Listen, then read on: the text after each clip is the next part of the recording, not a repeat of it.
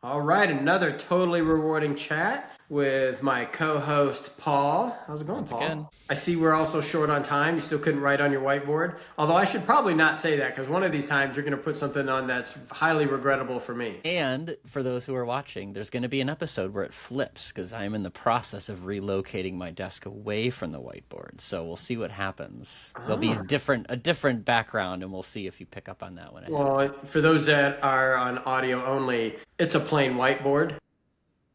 Like literally anything will be better than what he's got going on right now since he doesn't write on it. And welcome to the madness, Casey Weinraub. How are you? I'm awesome. How you guys doing? Hey, Sean. I like your modesty. You're awesome. Casey is awesome, by the way. So thanks for coming on. I really appreciate it. We've now go way back. And for those, I'm going to put the plug in now. Casey is joining a panel in the spring at World at Work with me. Well, he might be dropping the news. Yeah. Is that public information yet? It is now. It is now. Well, I get technically this won't come out for a couple. I think it will be by then. So actually, I'm going to record this, Casey, and now you can't back out. That's how whenever you use this, you're stuck. I'm excited. See y'all in San Antonio. Yeah. So that I don't screw it up, which is a consistent theme, and I'll screw something up later. So just so I start out of the gate well, can you give us, kind of where you're at now and your bio and how you got where you are? Yeah, totally. So I am currently VP of Total Rewards at a company called eHealth. Quick pitch on the company. eHealth is a health insurance matchmaker. We are currently in the annual enrollment period for Medicare. So tell all your elderly loved ones to reach out to ehealth.com or the 800 phone number and, get selected with the right Medicare and make sure you're taken care of the right way. As head of Total Rewards for eHealth, my scope of work obviously is compensation, benefits, wellness. I also wear the double hat of HR for HR. So a little bit of that HRBP stuff. Historically, or I guess experience-wise, I started in executive compensation at Morgan Stanley, probably about 20 years back, right around financial crisis time. I would say my next big stint was at Ralph Lauren, where, a lot more creative, a lot more fun, less of a financial crisis at the time, but we did have Amazon scaring everyone in the retail apocalypse. So there's always a dragon to fight, so to speak. And before eHealth, I was at Interpublic Group, and I actually started there right before COVID. So again, might as well share all my dragons right to begin with. But that's the quick bit on me. I've been at eHealth for about 4 years now, and we just won our second Great Place to Work. So it feels really nice to change the culture. No, that's awesome. We never tell anyone when they're coming on, but when you do mention your company's name, Paul and I need swag. We don't tell you that's a precursor, but for the bit, you get the swag. We'll get you guys sent something. You need to get something on the front. I got the coolest sweatshirt from the Richmond Comp Association, so shout out to them. And it says Compensation Ninja on it. It's got a great picture of a ninja in a compensation. And it's on the back. And I'm like, I can't. I mean, Paul would probably prefer I do our episodes facing the other way. But then you can see the back. But you have to get the swag that goes there. So that you can prove you're human. What do you do for fun outside of work? I enjoy sports and music. I am part of a fantasy football league that I'm currently doing okay in, and probably not. For the record, not as well as I am. I just want to be clear. Probably not going to win because your daughter is going to win that one. Yes, yeah, which won't be good for either of us, to be honest. So, yeah. And then other than that, I really enjoy music. I go to a lot of concerts and I play bass guitar in some random bands. Yeah. I didn't know that. Wait, are you Paul? What do you play? Bass. Oh, we got to chat about that, Paul. Play in San Antonio together. That's sort of my pride. In Cincinnati, you guys he had the band. Like, are you going to add him to the band? I didn't play there. That was just with the band doing the AI for comp sort of ripoff, but I know my way around a stage, and yeah, I've played bass. I actually started as a guitar player, but then switched to bass because everybody needs a bass player, right? Well, I think we got a side idea that we need to talk about after this. So. Yeah, that's great. I helped organize, but I don't play any instruments. At Mercer for some of their events, they started a band, and I just named the band. So I named it Boo, so that anytime anyone booed, it was for the band. That's and Terry Zipper played in the band. She was in the band. But that way, if anyone went boo, you could be like, thanks. That's awesome. It's like Bruce. like Bruce. Like Bruce Springsteen. Bruce. Yeah. But yeah, that too. All right, you ready for the speed round of questions? Let's do it. Are you a coffee or tea person? Diet Coke. Okay. How much Diet Coke a day? 2-3 cans, Okay, I thought you were going to say liters. I didn't know. With the pause, I was a little worried. Like, Right. Okay. Or That he's willing to admit. The 2 or 3 intravenous. IVs worth, Right. Yeah. Okay.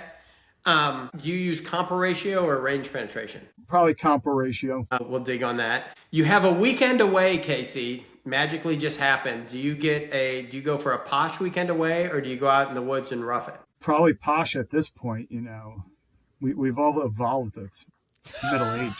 Except for Sean. Yeah, Sean is not I was evolved, waiting. clearly. I was waiting. All as a large Venn diagram, Casey. Now, thanks for the way you phrased that, because I will probably hear about that for the next several from Paul. That was great. If the question was beach or mountains, we could go, but posh either way. Yeah. Okay, you could go posh either way, which is funny because I could rough it either location. I would prefer the mountains, but a place that you'd like to go that you haven't been for vacation. Pretty much everywhere, but we're going to Panama over Christmas, and I'm excited to kind of see that. That'll be fun. That's good. You're in New Jersey, so it will be warmer in Panama than New Jersey. And then, are you a chunky or creamy peanut butter person? Chunky. I like texture. Okay. We've been on a run of creamies. We were chunky in a while. And I've said it a million times, but I know just in case someone wants to insert old guy joke in there, but my oldest is allergic to peanut butter, so it is not a commodity in the house. And Halloween just happened. I'll take all those peanut butter candies. Oh, that's right. Can you have it in the house? Like, he can be... He can be near it, just not ingest it, but Okay. You guys have that in common as well. My oldest is the same story. There you go, Paul. But we keep it in the house. And this is the best time of year for the trick-or-treat tax, because he naturally brought home a whole bunch of things that... you just can't have them, buddy. Sorry. But I can. Do you make sounds? Ta-da! Do you make sounds too? It's so good. So let's switch to some work. So eHealth, I think, the couple times we've spoken, Casey, and I hope I get this right, is a pretty sales driven org. And so can you talk to us about the org and then the I guess you call them challenges, which I assume you've fixed all of them, of course. But can you talk about the compensation challenges in an organization like eHealth? Yeah, well, we are sales driven. I think the other unique thing is we're fully remote too. So it's managing a virtual population that obviously takes a whole lot of customer calls and support. And when we make a match, that does create some commission from the carriers. Oddly, the core challenge more than anything is data, because we get data from all these different carrier partners, and data, as you know, comes in different forms, flavors, times, etc. So in sales comp, managing the data is the biggest issue. And then tying that data, obviously, to strategic design, right? What are we trying to achieve as a business? What do the finances say? How do we create affordability? How do we balance fairness? How do we drive performance at the top level while not disincentivizing the bottom level? So, it's fun games. Plus, the governance aspect is probably the last wrinkle that's always challenging. Who's making the decisions? That was going to be my sort of first question, is just to put it in some scope. Like, how much of the sales incentive, sales data, crediting, compensation problem is yours to own and deal with and wrangle, versus how much are you a player and there's a broader ecosystem? Because I know I get a lot of questions about who owns sales comp, where does it live? So I'd love to hear your perspective, as much as you're willing to share, about how that works for you and some of the challenges and benefits that creates. Yeah, philosophically, I think it's an hour problem, if that makes sense. Perhaps when I got here, it wasn't necessarily hours as a concept, but over time we commissioned a sales incentive committee and chartered up RACI models, etc. And everyone understands it's an hour problem. So we do have, I would say, a 5-headed team. You got legal, finance, HR, sales comp as an example, the business, and we pretty much get in a room all together and hash out all these parts. I left out the most important, right? IT and digital, right? Where's that data coming from?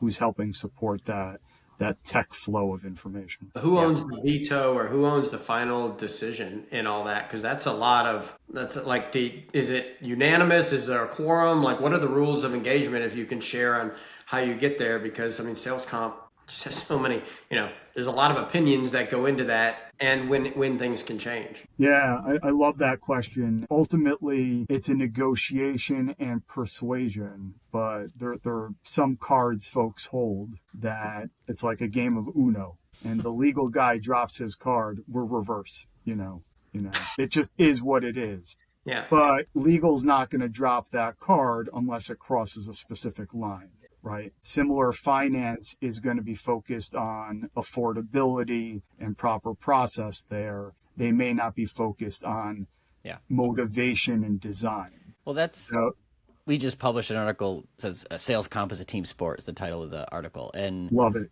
What I would argue is that the reverse card, the draw four, is decision specific, right? So like legal can say about a plan, term, and condition, or how you're going to handle leave of absence, or I'm just making up examples of things where there is a right answer in a given place where they get to make that sort of decision. They're probably not going to decide your pay mix, right? Which is, I would imagine, one where you play a stronger role in sort of advocating or maybe even making the approval for this role. So it's not, Sean, you asked it as sort of who has it? I think it's everybody has an approve somewhere in that matrix or a veto somewhere. It's just which decision do you get to approve or which decision are you vetoing? And Paul, for your next article, you can compare it to a band also, So I play the bass player in both the band as well as the committee, right? My role is not to be lead guitarist, not to decide what song we're singing, but to make sure we are all sounding foundationally in the same key, listening to each other and making sure we're driving to something that will ultimately sound good for the audience it's being communicated to. So look at that. That kind of helps analogy. Wow. Yeah. Look at that. That was impressive. It's like the most eloquent this podcast has been in the first 15 minutes ever, right? Like we went from random discussion to on point. Like I'm just going to click stop now. Walk us through, because you got there and you alluded to earlier, it wasn't in the shape it is now when you got here or got there to eHealth. So can you walk us through that journey on kind of, without airing too much dirty laundry, like the shape it was in, and then kind of foundationally how you worked the problem to get it to a point now where you've got people on the same page in a committee, and I assume things are going pretty well. Yeah, I think it's a similar story you'll hear other places, right? So insert new leadership, a new change in approach, a new change in philosophy. For me, it was a new CEO. I joined literally in the same month he joined. A little bit later, management also changed. So it was a time of change anyway. I was brought into eHealth, which is a small cap with all this large cap experience and best in class experience from Morgan Stanley, Ralph Lauren, etc. People were open to change and open to doing things in a way that was seen as best in class and could resonate with rational minds. So, hey, you want to do it as a sports team or a partnership. Hey, we want to talk about what everyone should care about and how we can work together.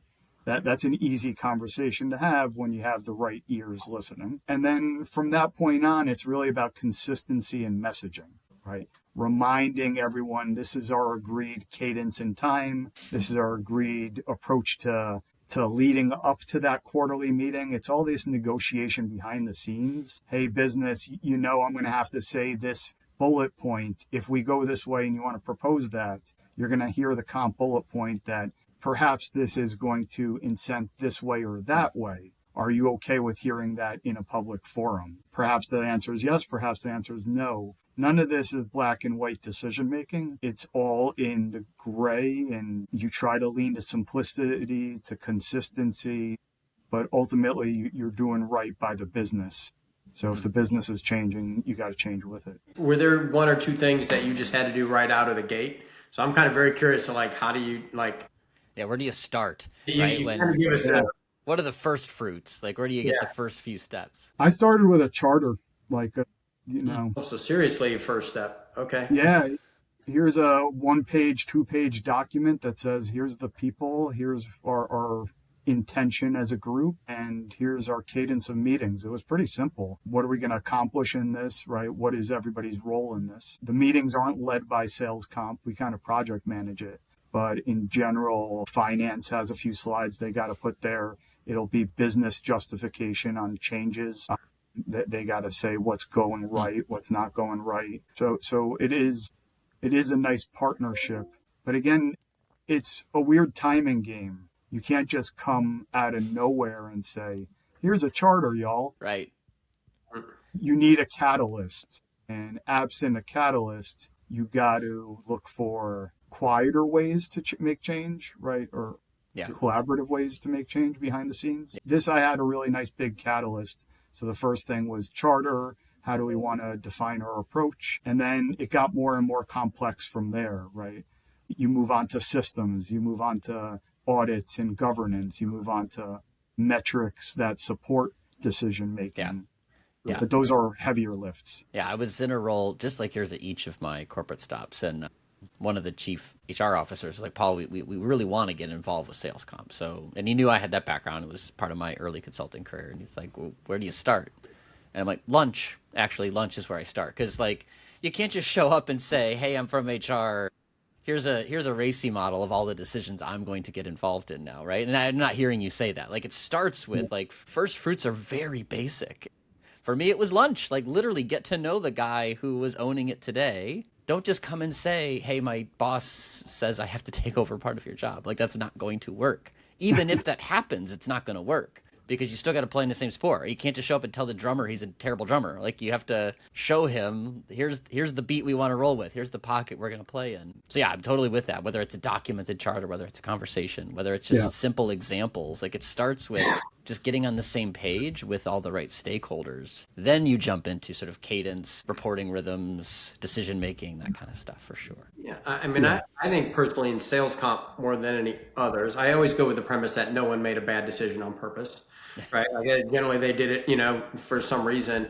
And I think sales comp is death by a thousand cuts to sometimes when they get where they got. And so understanding that history of why they got there, because what behavior were they trying to change to get there that was happening, selling what they're selling, where you're selling, Casey, and like someone made a decision somewhere to solve something. It may have been the wrong decision in the end, but they were trying to solve some problem. And so when you do bounce into a new project, and I think this is really hard for consultants in sales comp to figure out like, well, I see your project, I just going to do it this way. And like, well, we tried that.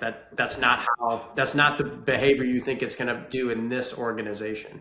So I think that gathering data piece, Paul, like having lunch and understanding like how did we get here? What was the journey to here is a really, really more important in sales comp than some other places to get started. Yeah, I agree with you on that history. And you probably find a lot of complex plans have a whole lot of history. And ultimately, what you want to do with a complex plan is simplify it. And it's really hard to simplify something when it has a lot of, I would say, parents involved in that history. And it's funny. It's like an emotional decision about an emotional decision, right? The ego on who's making the decisions of comp also influence the motivation and egos and, feelings of everybody else also. Yep. So it then echoes into communication. So I position myself not to be a decision maker, but just a guide and advisor. And the business ultimately should be the decision maker because they're the ones who are going to intimately communicate it to the individuals, right?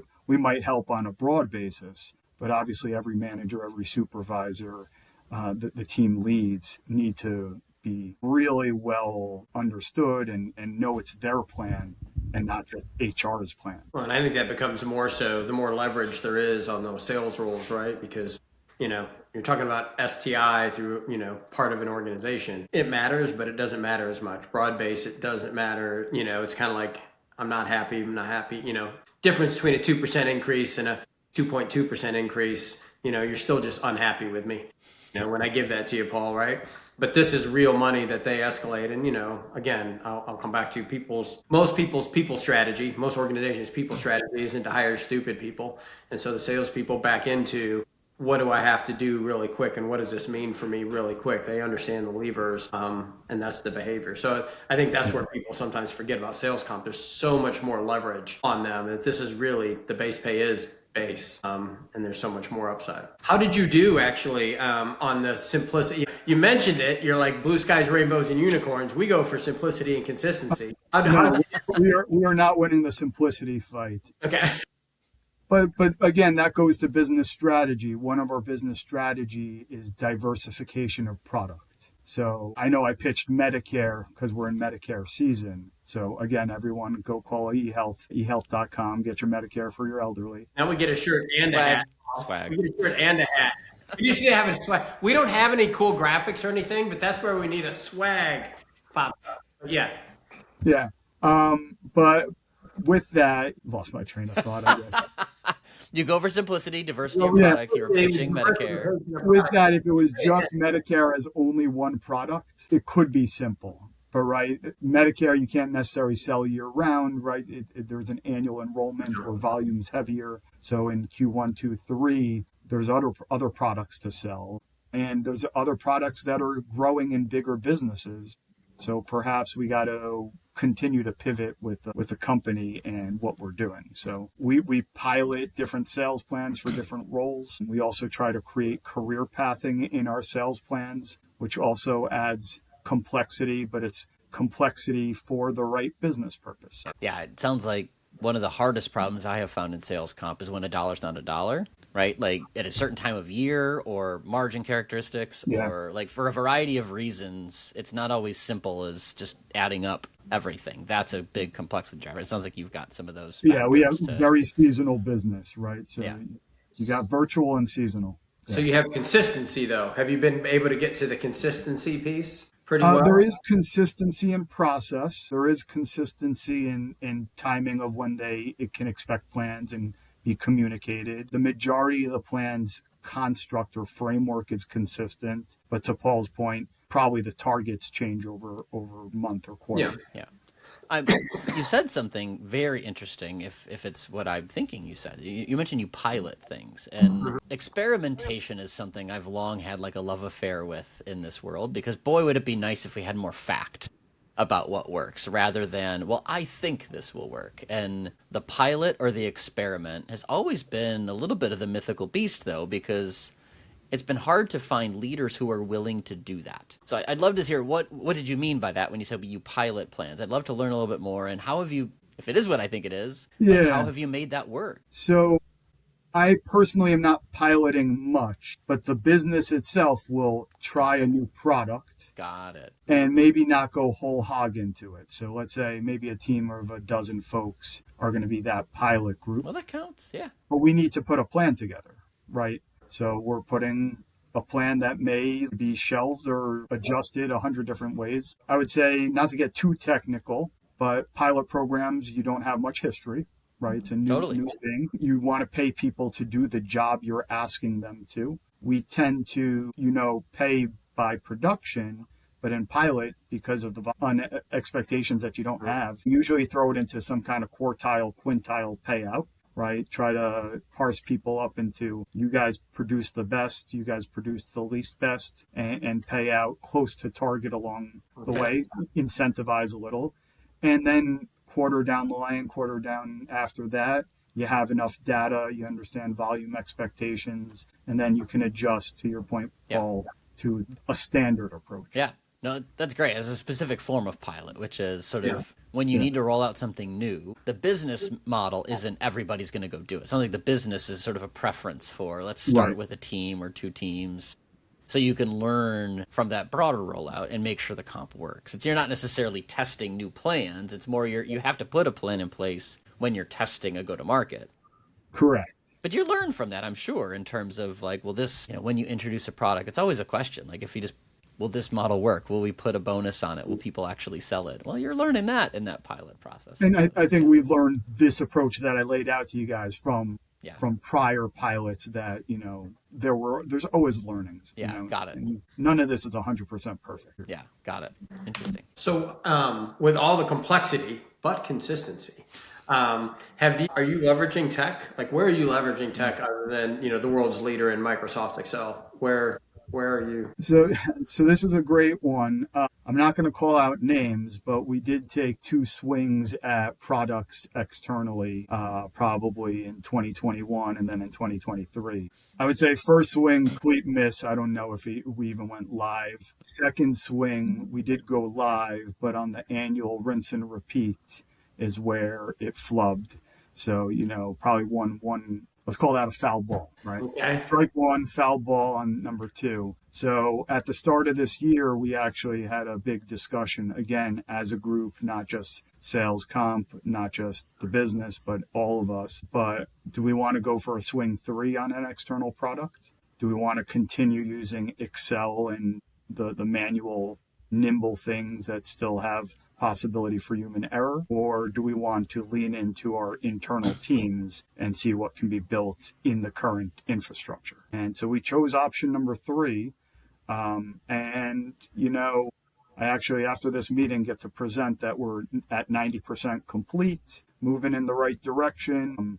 I think the control of the data is super important to us. And if we went with any external vendor, it would take them a year or two to even understand the complexity of our data coming from all these carriers. So I'm very happy with it, but we're leaning on technology that's beyond my scope of knowledge. Well, and I think you answered the question I was going to ask, which is when I've seen, you're not the only company to say we've taken a swing at, what many would call this SPM, sales performance management space, right? And it didn't work out the way we planned. And the failures I've seen have been grouped into sort of three buckets. One is data management, like it doesn't do a good job of wrangling the data you need it in a format that's usable. The second is not flexible enough to do the math the way you want to do it, although that's decreasingly a problem because most of these are pretty good at that. And the third is users hated it, right? Like the sales rep couldn't get it, couldn't understand it, the statements were wrong, things like that. It sounds like yours were more in the very first subcategory where it's the data it's funny. wrangling problem. This project is actually Project Cerberus, and it's the three-headed mythical beast, of Greek mythology or Harry Potter, if you want to go that direction. And you named all three of the heads, right? Yeah. Data integrity, right? That one's the biggest beast. Bad data in doesn't even matter. The calculation and how nimble you can be quarter to quarter, month to month, plan design, etc. And then ultimately the user interface, right? We have a user interface of how they are going to interact with other tools here. So we leveraged a current user interface that they're already in this system. So that's a super big win for them. They don't need to be taught a new system, just a new tab in the system. Calculation is pretty much just a back-end Excel, Microsoft BI, whatever you want to call it, mathematical structure. And the data integrity is going to loom as an ever disastrous beast that will always need taming, Yeah. Well, it's interesting because I walk you through those Paul, and I hear like there's so much massaging of the data. The tool is not going to help me or hinder me. I got to do it myself anyway. I dump it into the tool. If you are keeping it, albeit multiple products, I would argue, Paul, like I don't find complexity in the number of products. It's are they all different and everything else. So if you have that semi-consistency, semi-simple, it's just matter of products. I think that's the biggest lift, Paul, is where you see tech, where you're like, I have 12 products and every one of them's got a different pay mix and everyone's got a different cycle and everything else. Now you start to need tools. And then to your point on the outside, there's some security in the interface. But if you already have one interface, that's where it gets really interesting because it becomes a calculation engine because I still need to go where they go all the time. And so I do think it is difficult. And those guys, more than I think guys being the general term, they are looking at it all the time. Where I would argue someone like a short-term incentive or performance management or comp planning, you kind of troll in there once or twice a year to be like, what's my score, what's my whatever. And if you send me to a different web address, whatever.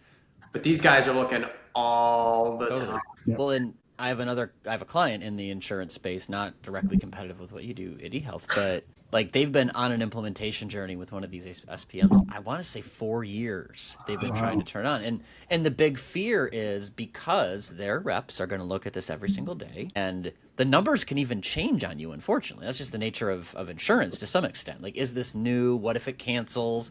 Like, there's a lot of temporality to the data, and giving that kind of visibility is scary, right? So the problem is expressed more as an interface problem. Like, people can see it, well, they like it, but the underlying issue is just, is the number right?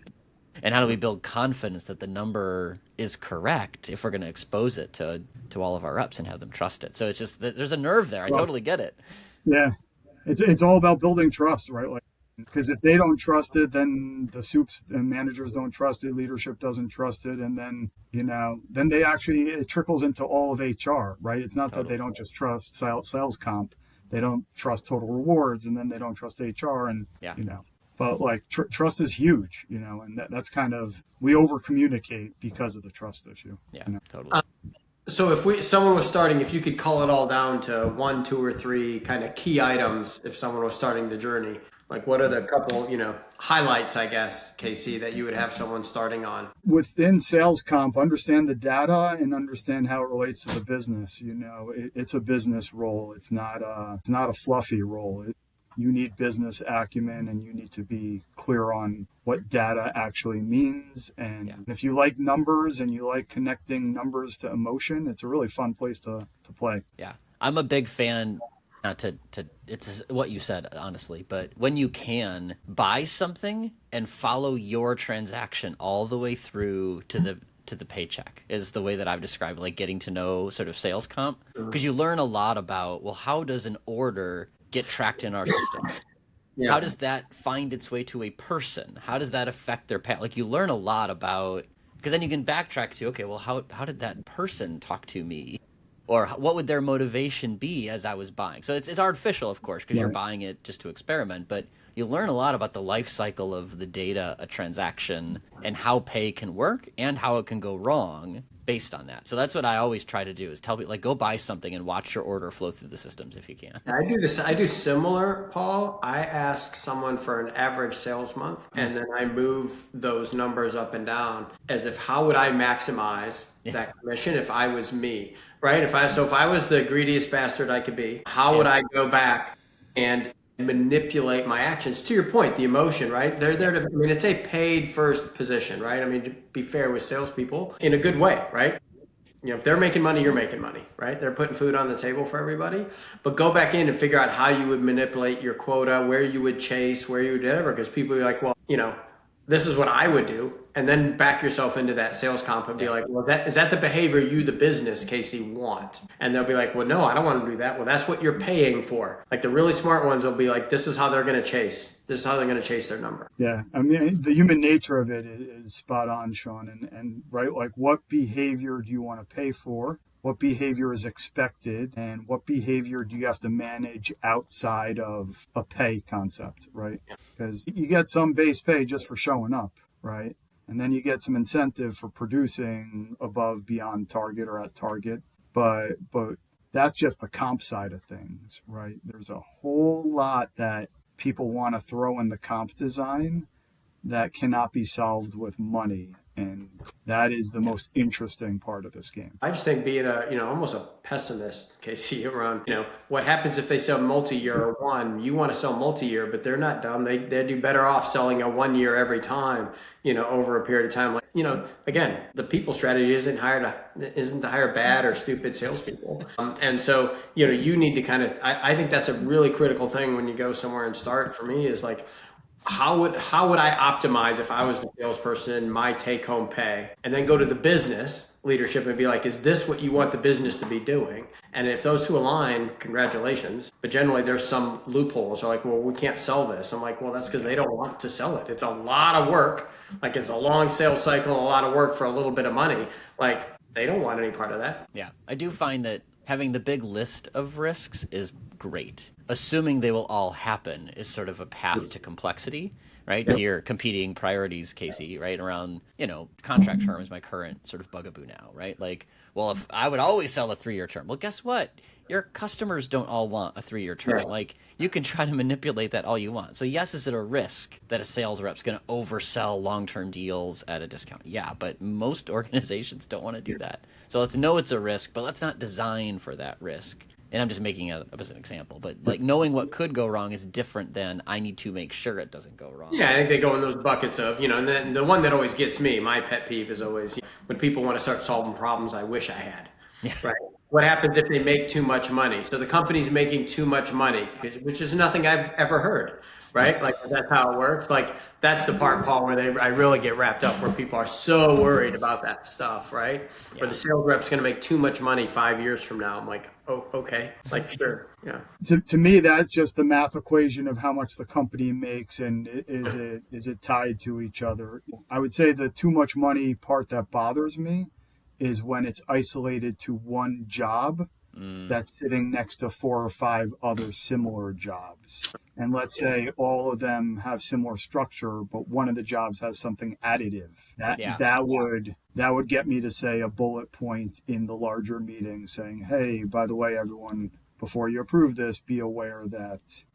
I'm with you. The phrase I use a lot is it because of them or because of their circumstances, right? So, if the 3 of us start a company and we decide to carve up the country and give us each territories, well, I'm going to get the Mississippi and East. Sean gets sort of from the Mississippi to the Rockies, and Casey gets west of the Rockies. Like, odds are I'm going to do better than Sean, right? Like, just depend. I guess if we're selling, cattle prods, maybe not. But like, there's certain things that there's a natural advantage, and I didn't do that. Right? That was my circumstance. Right. Or whether you get to sell this product, right? Or, I think that's where I draw the line too. Like, it's a great problem to have that people are succeeding, but is it succeeding in an unfair, inequitable way where we did something, not they earned it? Because it's really hard to compare. I think it's really hard to compare. There's so many variables, which is why it's so complex. It's really hard to compare was Paul or Casey, really better on stuff in different places if they're selling different stuff. So it's really difficult. Yeah. And it's probably also goes to the type of sale it is, right? Yeah, for Easy sale, high volume, you have everything around you. You wouldn't lay out those circumstances but more difficult sale, perhaps it's okay, Yeah, totally. So we usually end with, Casey, in all of HR, which you have a unique perspective on because you're the HR for HR. If you could automatically or automagically change anything in HR, what would you do? So I would do the data thing, just make data solved, whatever that is. But that's because I think knowledge is a core value of mine and the flow of information. So while I probably said it at first, set data flow to make sure my sales comp calculations went correctly so I can build trust and engagement and performance, etc. This is even wider than data as in just numbers, but knowing and understanding the flow of the business, knowing what's working in real time. I find that hard to get the full story from everybody. So you're puzzle piecing things together from, quarterly finances, from leaders that you speak to, from little other birds that tell you things. I would solve the information gap between us. I do not think you will hear Paul or I argue about that. This has been great. So I really appreciate you coming on. For those listening, you can find us on your streaming platform of choice, or you can find us on YouTube, Then you have to look at it. I question your choices if you want to watch the 3 of us.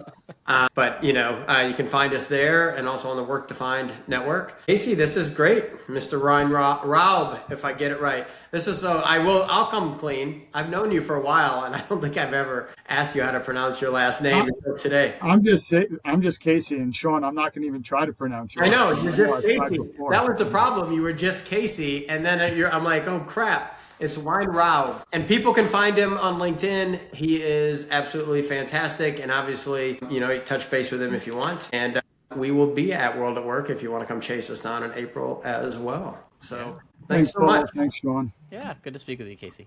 Appreciate you guys.